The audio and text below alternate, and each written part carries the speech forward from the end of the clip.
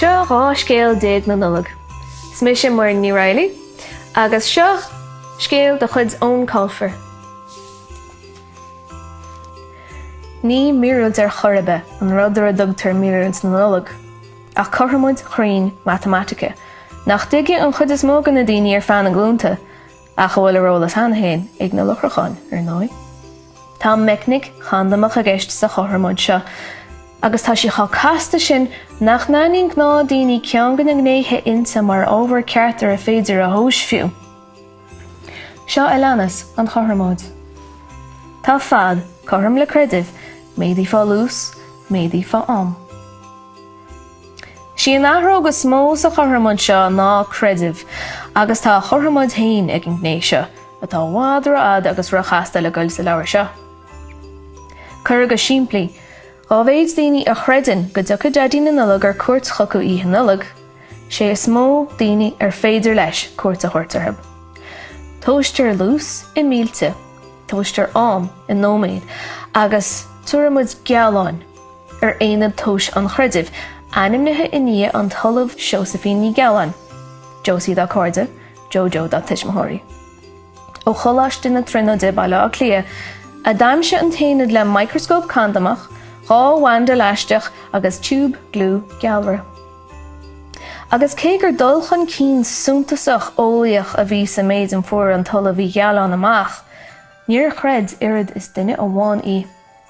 Agus rinneú ceap mágade I measc an phobalólaíochta. Scaoileú Josie an na phoist, agus rinneú ceap mágad a hanam. Nuair a bhaid ólaí rud a bhí thar fór nó deacar a chreideant, Dúra go rá drach chost in na gealún take orthab.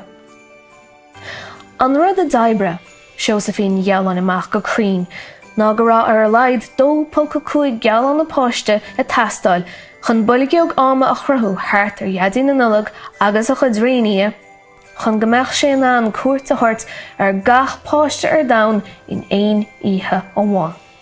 Ach, sé deadí na nullag hain an dentar gealán is mó, atá freigrach as breis is tríocha faoin géad go chreidir an domhan, agus gan is gúrsa, níle dóhan creidirhán ar an blanéad chun cóir sleán na ordúán air mar sé deadí na nullag gléach na féile.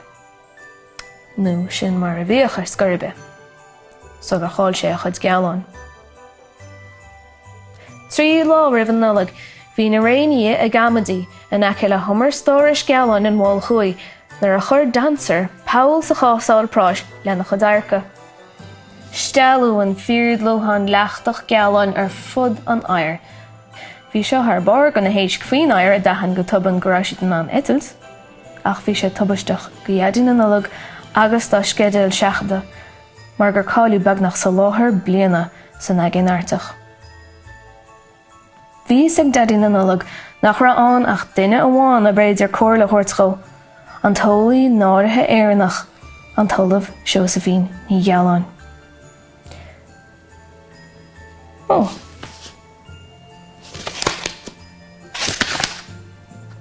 Cáil a chud an scéal.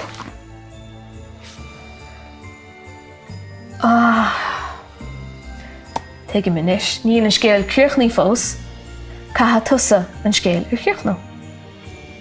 Cuirdacha saolaíocht a gobar. Is fuútsa tá sé níos. An féidir leatsa an scéal a chríochnú, chur de haolaíocht a gobar agus bíag scríomh.